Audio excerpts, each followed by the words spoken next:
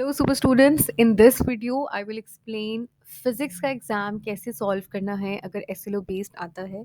और बहुत सारे यूट्यूब पे वीडियोस बनी हुई हैं जो पेयरिंग स्कीम को एक्सप्लेन करनी है, लेकिन असल में आपके क्वेश्चंस किस तरह से आएंगे और उनका जवाब कैसे देने हैं। SLO is all about that कि आपकी जो लर्निंग ऑब्जेक्टिव हैं आपने वो बतानी है कि हमें जो आप हमसे पूछ रहे हैं वो हमें एग्जैक्टली वही चीज़ आती है।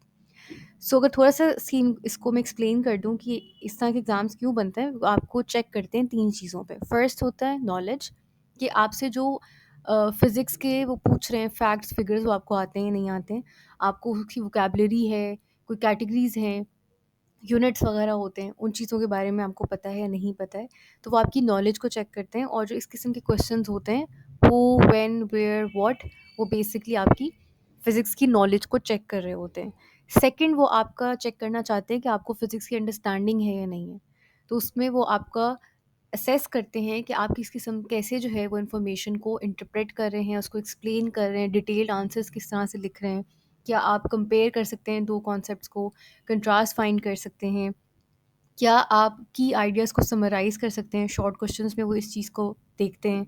इससे जो क्वेश्चंस आते हैं why, how, show, demonstrate, compare, differentiate, ये जो कमांड वर्ड्स आपके एग्ज़ाम में आते हैं वो बेसिकली आपकी अंडरस्टैंडिंग को चेक कर रहे होते हैं। नेक्स्ट वो देखते हैं कि इसका जो स्टूडेंट है इसका कॉन्सेप्ट कितना क्लियर है, यानी वो जो नॉलेज इसने समझी हुई है, अंडरस्टैंड की हुई है, उसको कहीं प्रैक्टिकली अप्लाई भी कर सकता है या नहीं कर सकता है। तो इसमें फिर वो आपको डिफरेंट सिनारियोज देते हैं, डिफरेंट सिचुएशंस देखते हैं फिजिक्स से रिलेटेड, और वो फिर आपको कहते हैं कि इस चीज़ को, किसी भी लॉ को, किसी थियरी को उसमें अप्लाई करो। वो आपसे देखेंगे कि आप जितने भी जो 2 वेरिएबल्स हैं, 2 कॉन्सेप्ट्स हैं फिज़िक्स से, उनके आपस में रिलेशनशिप्स को एनालाइज़ कर सकते हैं कि नहीं कर सकते हैं। क्या आप एक्जिस्टिंग नॉलेज से कोई नया कॉन्सेप्ट जो है उसको रिकंस्ट्रक्ट कर सकते हैं, ठीक है? तो आपके जो क्वेश्चंस आते हैं, आपकी एप्लीकेशन को चेक करने की फिज़िक्स की कितनी स्ट्रॉन्ग है, वो होते हैं डिस्टिंग्विश, एनालाइज़, शो रिलेशनशिप्स, इस तरीके से, ठीक है? सो ये 3 चीज़ें आपकी चेक हुई होती हैं फिज़िक्स के पेपर में। अब फिज़िक्स के पेपर में जो फेडरल बोर्ड ने ऑफिशियल आपको एक स्कीम दी है, जो ऑफिशियल गाइड दी है, उसके अंदर जो कमांड वर्ड्स उन्होंने एक्सप्लेन किए हैं, हम उनको देखते हैं कि वो क्या हैं और उनको कैसे सॉल्व करना है। फर्स्ट वर्ड जो उन्होंने हमें दिया है, जो कमांड वर्ड दिया है, दैट इज़ एनालाइज। एनालाइज का उन्होंने इस तरह से एक्सप्लेन किया है कि आपने करना है describe the use of graphs. अब ग्राफ्स यहाँ पे की वर्ड है, तो कोई भी क्वेश्चन, पहले मैं एक्सप्लेन कर देती हूँ। Describe with the use of graphs how information on 2 or more variables is related to other variable. तो इस किस्म का जो क्वेश्चन आएगा जिसमें एनालाइज का वर्ड यूज़ हो रहा होगा, वो आपसे पूछ रहा होगा कि जो 2 वेरिएबल्स उसके अंदर हैं, जैसे आगे मैं एग्जांपल भी दूँगी आपके सामने, उनका आपस में रिलेशन क्या है, और आपने ग्राफ उस क्वेश्चन में लाज़मी ऐड करना है। तो एनालाइज़ का जो क्वेश्चन है, किसी भी चीज़ को एनालाइज़ करते हैं, ग्राफ यूज़ करना है। इसकी जो एग्जांपल अगर हम देखें, तो जैसे हमारे पास क्वेश्चन आता है कि वेलोसिटी टाइम ग्राफ जो है उसमें एनालाइज़ करें the relationship between acceleration and velocity. So ये 2 हमारे पास क्या आ गए, वेरिएबल्स आ गए, इनका आपस का रिलेशन हमने एनालाइज़ करना है। मेक श्योर कि जो आप क्वेश्चन लिख रहे हैं उसके अंदर आप ये ग्राफ लाज़मी मेंशन करें, ये वाला ये लाज़मी ड्रॉ करें, या इस किस्म की जो ग्राफ्स हैं इसमें जिसमें वो दोनों का रिलेशन बता रहे हैं बेस्ड ऑन टाइम, उसको कर रहे हैं। तो आपकी इस क्वेश्चन में ग्राफ होना बहुत ज़रूरी है। इसी तरीके से सेकंड हमारे पास होता है अप्लाई। इसके अंदर वो आपसे जो चाह रहे हैं, वो ये चाह रहे हैं कि demonstrate the solution of problems by using specified procedures. तो जो कीवर्ड्स हैं मैंने उनको हाईलाइट किया हुआ है, तो आपने इस पे फोकस रखना है कि जब आपको किसी भी कोई लॉ को अप्लाई करने को कह रहे हैं, कुछ ग्रेविटेशनल लॉ अप्लाई करने को कह रहे हैं, कोई थ्योरी अप्लाई करने को कह रहे हैं, वो कह रहे हैं कि आप हमें डेमोंस्ट्रेट करें कि आपको प्रॉब्लम की सॉल्यूशन आती है बाय यूजिंग स्पेसिफाइड प्रोसीजर्स, कि आप प्रोसीजर्स जो उसका पूरा स्टेप वाइज प्रोसीजर होगा, आपने उसको एक्सप्लेन करना है। जैसे ये है कि उन्होंने कहा है कि apply Newton second law to calculate force needed, blah blah blah, ठीक है, कि 5 kg जो ऑब्जेक्ट है उसको किस तरीके से कितनी फोर्स चाहिए होगी टू मूव करने के लिए एट द स्पीड। अब इस क्वेश्चन को अप्लाई करने के लिए you have to give apply a formula, you have to apply a formula and give step wise solution, ठीक है। सो ये कीवर्ड अपने माइंड में रखना है। Third we have associate. अब इसमें जो कीवर्ड है, show the interconnection of phenomena and facts, ठीक है। एसोसिएट का मतलब होता है किसी चीज़ को मिलाना किसी दूसरी चीज़ से, ठीक है, क्या एसोसिएशन है उसकी। तो इंटरकनेक्शन इज द कीवर्ड।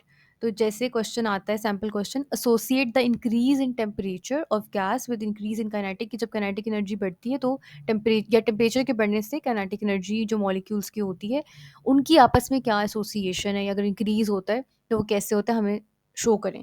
इसमें भी आपने डायग्राम्स और ग्राफ्स को लाजमी बनाना है टू शो। ठीक है, शो का वर्ड आप माइंड में रखें। एसोसिएट आप उनका जो रिलेशनशिप है कि आप डायग्राम बना सकते हैं, ग्राफ बना सकते हैं टू डिमॉन्स्ट्रेट कि ये एसोसिएशन है इन दोनों के दरमियान में। अगर आप खाली वर्ड्स लिख कर आ जाएंगे, that would not be enough.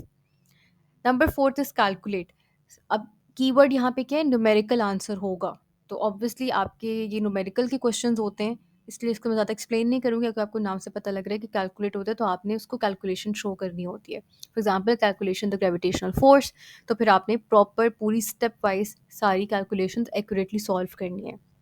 Moving on to next, define the terms. ये आपके शॉर्ट क्वेश्चंस में आते हैं और आपने डेफिनेशन देनी होती है। इस चीज़ को पढ़ें, ओनली अ फॉर्मल स्टेटमेंट, जो कि एक साइंटिफिक स्टेटमेंट होती है। आप ग्रेविटी को खुद से डिफाइन नहीं कर सकते हैं, आपने जो प्रॉपर डेफिनेशन है, जो साइंटिफिक डेफिनेशन है, उसको लिखना है। और देखिए उन्होंने खुद मेंशन किया कि no examples need to be given. अगर वो सिर्फ टर्म को डिफाइन करने को कह रहे हैं तो बैठ के एग्जांपल्स नहीं देने, टाइम ज़ाया नहीं करना एग्जाम में। फॉर एग्जाम्पल अगर उन्होंने मोमेंटम को कहा है डिफाइन करने को, तो simple momentum is defined product of mass जो वेलोसिटी है, इसका फॉर्मूला दे दिया। ये पिक्चर के अंदर कार बनी हुई है, आपने बैठ के कार नहीं बनाने लग जानी, यूनिट्स वगैरह आपने एक्सप्लेन कर देने हैं। अच्छा, मैं चूँकि पाकिस्तानी जो टीचर्स होते हैं उनको द मोर द बेटर, तो आई वुड से कि अगर आप फॉर्मूला एग्जाम्पल लिख देंगे तो कोई हार्मफुल नहीं है आपके लिए। टाइम है तो कर देगा, अदरवाइज वो आपकी नंबर काट नहीं सकते हैं, क्योंकि उनका क्राइटेरिया ये है कि सिर्फ स्टेटमेंट हो। Next is demonstrate. अब देखिए यहाँ पे expected, you are expected to show how one thing is related to another. आपने डिमॉन्स्ट्रेट करना है, शो दिखाना है उनको कि किस तरीके से एक चीज़ दूसरे से रिलेटेड है। यूजुअली किसी थियोरी को यूज़ करते हुए, किसी को फिजिक्स के कॉन्सेप्ट्स को यूज़ करते हुए आपने दिखाना होता है। ठीक है, इसका एग्जाम्पल देखेंगे तो आपको पता लग जाएगा। Demonstrate how a convex lens can be use to focus light using a simple ray diagram. उन्होंने खुद कह दिया कि आपने रे डायग्राम बनानी है और हमें डिमॉन्स्ट्रेट करना है कि कॉन्वेक्स लेंस जो होता है उससे लाइट को कैसे फोकस किया जाता है। तो आपने ये प्रॉपर, अगर आपके क्वेश्चन में आप इसका आंसर लिख के आ जाते हैं, लेकिन अगर आपने डायग्राम उन्होंने पूछी हुई और नहीं बताई हुई, आपने नहीं बनाए हैं, तो ऑब्वियसली आपके मार्क्स नहीं लगेंगे। सो टू मेक श्योर, अच्छा अगर वो यहाँ पे ना भी लिखते ना कि using a simple ray diagram, अगर वो सिर्फ यहाँ करते demonstrate how a convex lens can be use to focus light. Demonstrate का वर्ड जब अपने माइंड में आएगा तो आपने यहाँ पे डायग्राम और ग्राफ्स बनाना है, प्रोसेस को एक्सप्लेन करना है और आपने शो करना है। शो का वर्ड आपके माइंड में आना चाहिए। Next is drive. अब ड्राइव का मतलब होता है किसी चीज़ को, उर्दू में कहते हैं किसी चीज़ को अखज़ करना, लाइक स्टेप वाइज बताना कि ये चीज़ कैसे आपके सामने आ रही है, कैसे प्रूफ हो रही है। डिड्यूस, डिडक्ट करना। ठीक है, स्टेप वाइज और formula from a general, from principle or rule. आपने एक फॉर्मूला अप्लाई करना है, ठीक है, और स्टेप वाइज बताना है कि फॉर्मूला आया कैसे है। ये देखें, derive the formula v f is equals to v one plus a t from the equations of motion. ठीक है, फर्स्ट इक्वेशन ऑफ मोशन है आई गेस। आपने ये प्रॉपर स्टेप वाइज, कोई भी स्टेप अगर मिस करेंगे तो आपके मार्क्स कटेंगे। अगर आपने सारे स्टेप्स पूरे किए हैं और आपने फार्मूला जो है वो डिड्यूस कर लिया है तो आपकी फुल मार्क्स लग जाएंगे। और अगेन अगर आप इसको ड्रॉ करना चाहेंगे तो आपके मार्क्स बिल्कुल भी कॉम्प्रोमाइज़ नहीं होंगे। ठीक है, सो जब आपके पास आए क्वेश्चन ड्राइव का, तो आपने, इसका मतलब है कि कोई भी फार्मूला, एक इक्वेशन, आपने स्टेप सारे पूरे करने हैं। डिस्क्राइब में क्या होता है, टू स्टेट इन वर्ड्स। उन्होंने कहा आपने वर्ड्स में भी डिस्क्राइब करना है कोई चीज़। डायग्राम्स जहाँ पे अप्रोप्रिएट हो, हर जगह नहीं तो देनी है, सिर्फ आपने जहाँ पे यूज़ होगा वहाँ पे करना है। अगर तो ज़रूरी है दिखाना, जो भी मेन टॉपिक के जो मेन पॉइंट्स होते हैं आपने उनको डिस्क्राइब करना होता है। ठीक है, कोई वर्टिकल फिनोमेना एक्सपेरिमेंट है उसके लिए मोस्टली इस तरह के क्वेश्चन आते हैं। For example, describe the working principle of simple electric motor. अब आपने इस तरह से क्वेश्चन अपना लिखना होगा जिसमें आप मेन पॉइंट सारे डिस्क्राइब कर रहे हो और बीच में आपने डायग्राम भी बना दिए। ठीक है, सो मेक श्योर कि आपका ये लॉन्ग क्वेश्चन आता है तो आपने सारी चीज़ें की, आपने वर्ड्स में भी एक्सप्लेन किया और अगर डायग्राम नेसेसरी थी तो वो भी आपने ड्रॉ कर दी। Determine often implies that quantity concerned cannot be measured directly but it is obtained by calculation। वो जब आपसे कोई कहेंगे ना डिटर्मिन करें, तो इसका मतलब है कि इस तरह का सवाल आया है जिसमें आप खुद से वो चीज़ जो है ना, इस आपको एग्जांपल से समझाती हूँ। वही कह रहा है कि जो क्वांटिटी अब हम आपसे पूछी जा रही है ना कि एक्स की क्वांटिटी फाइंड करें या इसका वेट फाइंड करें, इसके ऊपर फोर्स लग रही है फाइंड करें, वो जो होगी ना वो डायरेक्टली आपको सारी कैलकुलेशंस नहीं देंगे। सब्सटीट्यूटिंग मेजर्ड और known values of other quantities in a standard formula, कोई स्टैंडर्ड जैसे वो कांस्टेंट होता है ना कि पाई एक कांस्टेंट है तो आप उसकी एक वैल्यू उसमें ऐड कर देते हैं तो उससे चीज़ें सॉल्व होती हैं, या आपकी फिजिक्स के अंदर कितने कांस्टेंट्स होते हैं वो ऐड करते हैं तो आपका फ़ॉर्मूला पूरा होता है, वो आपके सामने जो है वो क्वांटिटी आती है। इससे एग्ज़ाम्पल से आपको पता लग जाएगा। वो कह रहे हैं कि डिटरमिन करें the focal length of convex lens using the lens formula this. अब वो कह रहे हैं कि ये सारा जो है अब आपने यहाँ पे ये सारा कुछ उन्होंने आपको क्वेश्चन दे दिया कि एक ऑब्जेक्ट है जिसकी ब्ला ब्ला जो लेंथ है वो इतनी है और आपने क्या करना है, रे डायग्राम भी ड्रॉ करनी है और फाइंड द पोजीशन, या आपने क्वांटिटी फाइंड करनी है यानी पोजीशन की जो है यहाँ पे एक नंबर फाइंड आउट करना है, साइज फाइंड करना है, nature of the image find करनी है। तो आपने उन्होंने खुद भी बता दिया कि एक तो रे डायग्राम बनाएं और दूसरा आपने ये एफ वी यू और सबकी जो वैल्यूज़ हैं उनको फाइंड करना है। तो यहाँ पे वो उसका सॉल्यूशन आ दिया कि यहाँ पे देखिए उन्होंने बीच में फार्मूलाज अप्लाई किए हुए हैं। सो इस तरह के जो क्वेश्चंस आते हैं जिसमें आपको एक्स फाइंड करना है, वाई फाइंड करना है, यानी कोई क्वांटिटीज़ फाइंड करनी है और बीच में जो कॉन्स्टेंट्स वाले फार्मूलाज हैं, तो फिर आपने जो है फॉर एग्जाम्पल अब जैसे इन्होंने क्या किया है कि इन्होंने ये खुद से एक एम जो है ये खुद से एक कांस्टेंट बनाया है, खुद से एक जो है ना ये इसके अंदर चीज़ ऐड की है। अगेन मैं आपको फिज़िक्स का लेक्चर नहीं देना चाहती हूँ, बट ये जिन जिन लोगों ने क्वेश्चंस किए होंगे उनको पता है कि ये एम उन्होंने खुद से ड्रॉ किए ताकि जो है वो इसका आंसर उस तरीके से निकाल सकें। सो यूजिंग एक्स क्वालिफिक जो कैलकुलेशंस होती हैं ना वो इसमें यूज़ होती हैं। Number 10 is different and again I am like explaining physics after 10 years, तो अगर मैं कुछ गलत आपको एग्जांपल में एक्सप्लेन कर देती हूँ, एग्जांपल्स बिल्कुल ठीक है, बट अगर मेरी एक्सप्लेनेशन में कुछ गलत हो जाता है तो please correct me in the comment section ताकि बाकी स्टूडेंट्स जो हैं वो मिसगाइड ना हो, ठीक है? अच्छा, नेक्स्ट आपसे डिफरेंशिएट क्वेश्चंस पूछे जाते हैं। सो इसमें क्या होता है, identify those characteristics which are defining features of two concepts of phenomena. बहुत इजी सवाल है कि आपने दोनों के डिफरेंसेस बताने होते हैं जो कि उनको डिफाइनिंग फीचर हो, मतलब प्रॉपर स्टार्क डिफरेंस उनका मेंशन हो रहा हो। For example speed and velocity का तो मोस्टली हम सारे जो है वो इस तरह से टेबल ड्रॉ करके उनके डिफरेंसेस बता देते हैं। अगर आप साथ में एग्जाम्पल दे दोगे तो बहुत अच्छा होगा। Next is discuss. डिस्कस हमेशा लॉन्ग क्वेश्चंस में आता है और आपने क्या करना होता है, critical account of the points involve. सारे टॉपिक के अंदर जितने पॉइंट्स होते हैं उनको आपने क्रिटिकली डिस्कस करना होता है, सारी उनमें बातें डिस्कस करनी होती है। For example discuss the importance of friction in daily life with both advantages and disadvantages. उसने कहा है कि इंपॉर्टेंस को भी डिस्कस करो, एडवांटेज और एडवांटेजेस भी बताओ। तो उसने फ्रिक्शन में आपने डेफिनेशन को भी लिखा, सारे कॉजेज भी लिखे, टाइप्स भी बताएं, अच्छे से सारे जो मेन पॉइंट्स उनको डिस्कस किया, एंड देन आपने एडवांटेजेस और डिसएडवांटेजेस भी लिखे उस आंसर के अंदर। And then draw and sketch, again it's self explanatory, आपने ग्राफ्स को यूज़ करना है जो भी आपने रिलेशन को डिमॉन्स्ट्रेट करना, डिस्क्राइब करना है। फॉर एग्जाम्पल अगर आपने उसने कहा है कि स्केच, आपके पास क्वेश्चन आ सकते हैं जिसमें आपको वो डायग्राम खुद पूछेंगे कि हमें बना कर दो डायग्राम, स्केच करो। तो वो फिर आपको फिजिक्स की सारी डायग्राम्स आपको आना ज़रूरी है ताकि आपको अगर स्केच का क्वेश्चन आता है तो आप फ़ौरन से बना दें और आपके मार्क्स आ जाए। Third is explain, again may imply reasoning और सम रेफरेंस टू थियोरी। किसी भी जैसे ग्रेविटी, अगेन मेरे माइंड में ग्रेविटी की एग्जांपल आई जा रही है, तो आप किसी थियोरी को आपने एक्सप्लेन करना होता है बेस्ड, ठीक है, किसी चीज़ों को किसी रेफरेंस टू थियोरी या लॉ के बेस के ऊपर करना होता है। For example explain why objects appear weightless in a free falling lift. अब इसमें क्या है कि उन्होंने कहा है कि इस फिनोमिना को एक्सप्लेन करो, तो इसमें ऑब्वियसली फ्री फॉल जो है फिनोमिना फिजिक्स का, उसके थ्रू हमने लिफ्ट वाली चीज़ को एक्सप्लेन करना है। तो you will write obviously answers को भी आप राइट करोगे और अगर आप इस तरह से डायग्राम बना दोगे that would be nice as well. Again एक पॉइंट में एक्सप्लेन कर दूं, एक्सप्लेन जो है ना वर्ड्स में अगर आप एक्सप्लेन कर दो तो दैट इज इनफ, ठीक है। This is a plus thing, this is diagrams और इस तरह से क्वेश्चंस में अगर आप लॉन्ग क्वेश्चन में कर देते हो तो वो आपके मार्क्स को ना लॉक कर देते हैं, फिर कोई काट नहीं सकता आपके नंबर, क्योंकि आपको पता है कि इसने लॉन्ग वर्ड्स में भी एक्सप्लेन कर दिया, इसने मुझे दिखा भी दिया, तो इसको अच्छी तरीके से टॉपिक आता है। So this is optional, explain में आप वर्ड्स में एक्सप्लेन कर सकते हो। Give example, again self explanatory, आपने सिर्फ उनके एग्जांपल्स के नेम्स देने हैं, ठीक है। जैसे give examples of third law of motion, तो आपने बुलेट पॉइंट्स में लिख देने, इनको एक्सप्लेन नहीं करना है, सिर्फ आपने बुलेट पॉइंट्स के अंदर या एक लिस्ट के अंदर जो आपने एग्जांपल्स दे देनी है।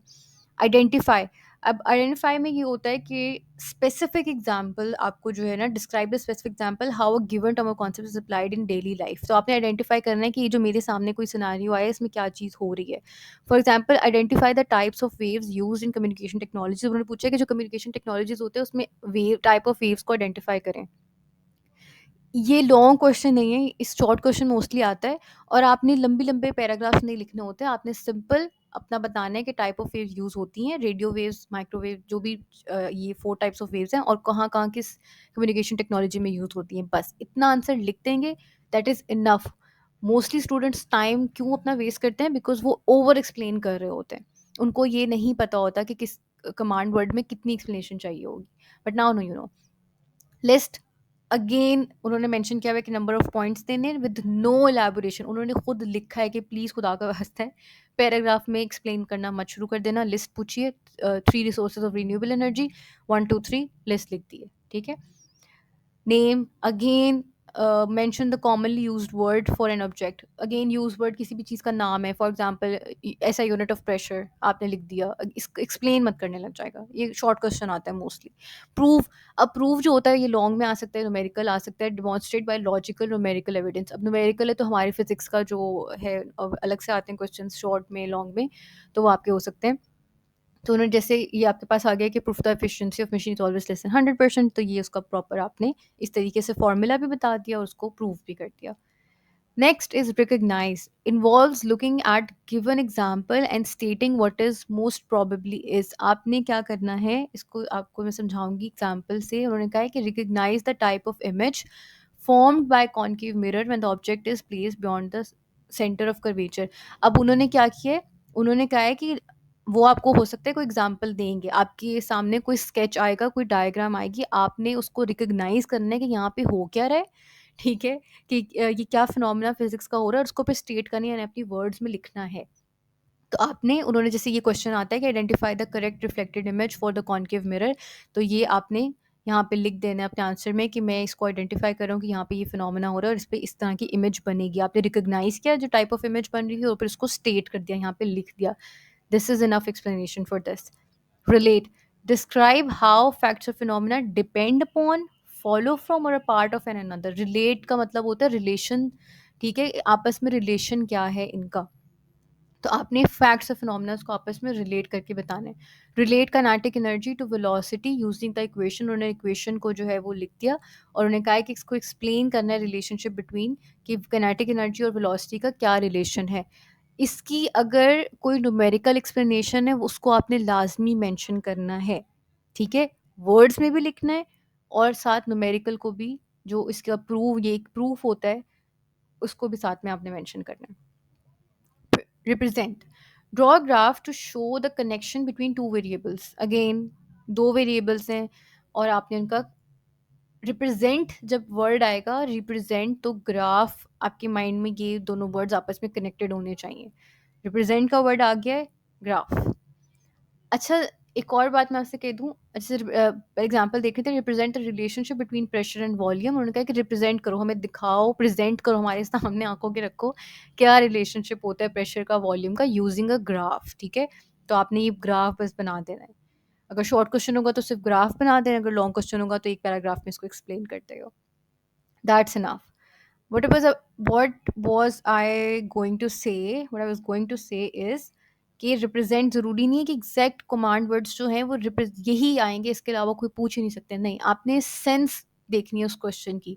मोस्टली यही आएंगे, बट आपने सेंस देखनी है क्वेश्चन की कि क्या मुझे ये रिप्रेजेंट करने को कह रहा है, क्या ये मुझे रिलेट करने को कह रहा है, क्या मुझे रिकग्नाइज करने को कह रहा है, तो वो इसका सिनोनिम भी यूज़ कर सकते हैं रिप्रेजेंट का, ठीक है। Again show, demonstrate with evidence. जब आपने किसी को कहते हैं ना कि दिखाओ मुझे क्या चीज़ है, तो वो बंदा आपसे पूछ रहा होता है कि मुझे दिखाओ, लाइक कोई मुझे मेरे सामने प्रूफ रखो कि तुम जो बात कर रहे हो। तो again show the acceleration due to gravity by solving a free problem, ठीक है, कि जो भी सीन होता है कि एक्सेलरेशन की इसकी ये वैल्यू आएगी, वो पूछ रहे हैं आपसे, ठीक है, कि जो ग्रेविटी की वजह से, तो वो आपने उसको स्टेट भी कर दिया और उसको सोल्यूशन उसको करके दिखा भी दिया कि देखो मैंने प्रूफ करके दिखा दिया।